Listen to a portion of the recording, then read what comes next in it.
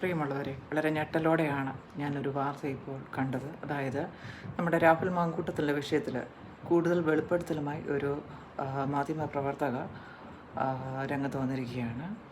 അപ്പോൾ അത് നിങ്ങളും കൂടി ഒന്ന് കാണുക.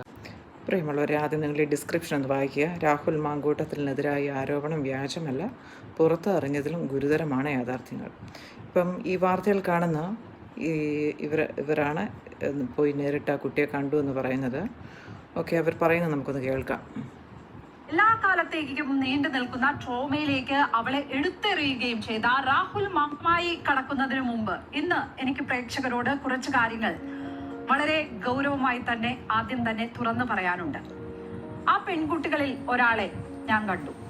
പ്രണയം നടിച്ച് കടുത്ത ശാരീരിക ഉപദ്രവങ്ങൾ ഏൽപ്പിക്കുകയും എല്ലാ കാലത്തേക്കും നീണ്ടു നിൽക്കുന്ന ട്രോമയിലേക്ക് അവളെ എടുത്തെറിയുകയും ചെയ്ത രാഹുൽ മാങ്കൂട്ടത്തിലെ തിരിച്ചു കൊണ്ടുവരാൻ കോൺഗ്രസും UDFും ശ്രമിക്കുന്ന ഈ ദിവസങ്ങളിൽ തന്നെയാണ് ഞാൻ അവളെ നേരിട്ട് കാണാൻ പോയത്.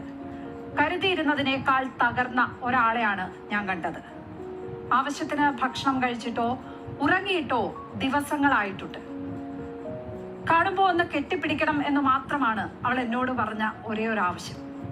കാണണമെന്ന് തീരുമാനിച്ചതും ചെന്ന് കണ്ടതും മാധ്യമപ്രവർത്തക എന്ന നിലയ്ക്കല്ല, ആരോടും സംസാരിക്കാനില്ലാതെ ഒരാൾ ഇരുട്ടിൽ നിന്ന് വിഷമിക്കും പോലെയാണ് എനിക്ക് അവളെ കുറിച്ച് ആലോചിക്കുമ്പോൾ തോന്നിയത്. അങ്ങനെ ഒരാളെ കാണണം എന്നത് ഏറ്റവും സ്വാഭാവികമായി തന്നെ ഉള്ളിൽ വന്ന തോന്നലായിരുന്നു. ഇന്റർവ്യൂ എടുക്കലോ അതിനായി നിർബന്ധിക്കലോ ഒന്നും എൻ്റെ ഉദ്ദേശമായിരുന്നില്ല.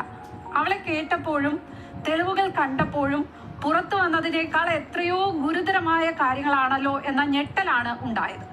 അശാസ്ത്രീയ ഗർഭഛിദ്രവും തുടർ ആരോഗ്യ പ്രശ്നങ്ങളും അവളെ ശാരീരികമായും ഇപ്പോൾ വല്ലാതെ തകർത്തിട്ടുണ്ട്.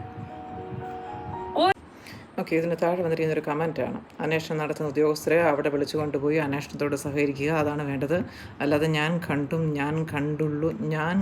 ഞാനേ കണ്ടുള്ളൂ എന്ന് പറയാതെ, നമ്മുടെ ആ പഴയ സിനിമ ഡയലോഗ്, ഞാൻ മാത്രമേ കണ്ടുള്ളൂ എന്ന് നമ്മുടെ നവ്യ നായർ പറയുന്ന ഡയലോഗ്, അവസരങ്ങൾ മാധ്യമങ്ങൾ മുതലെടുക്കുക, അത് ശരിയല്ല. ഓക്കെ, ഇവിടെ അന്വേഷണത്തോട് സഹകരിക്കാൻ പറയുന്ന എല്ലാവരോടും കൂടായിട്ട് ഒരു സംശയം ചോദിക്കുകയാണ്. അന്വേഷണത്തോട് സഹകരിച്ച പീഡിപ്പിക്കപ്പെട്ട എത്ര സ്ത്രീകൾക്കാണ് സുരക്ഷിതത്വവും നീതിയും കിട്ടിയിട്ടുള്ളത്?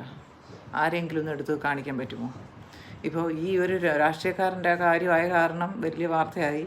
എന്നെക്കൊണ്ട് സ്ത്രീധന പീഡനവും അല്ലാണ്ട് ഒരുപാട് പീഡനവും തൂങ്ങി മരണവും ഒക്കെ നടക്കുന്നുണ്ട്. എന്നതാ ആർക്കാണ് നീതി കിട്ടിയിരിക്കുന്നത്? ഇതിനൊക്കെ ബദൽ സംവിധാനം വരേണ്ടിയിരിക്കുന്നു എന്ന് ഇപ്പോൾ തോന്നിപ്പോവുകയാണ്. പിന്നെ പെൺകുട്ടികളെ പ്രാപ്തരാക്കുക, ഇങ്ങനെയുള്ള ഓരോ അനുഭവങ്ങൾ വരുമ്പം തിരിച്ചടിക്കാനായിട്ട്. അതൊക്കെ ഇനി നടക്കുകയുള്ളൂ.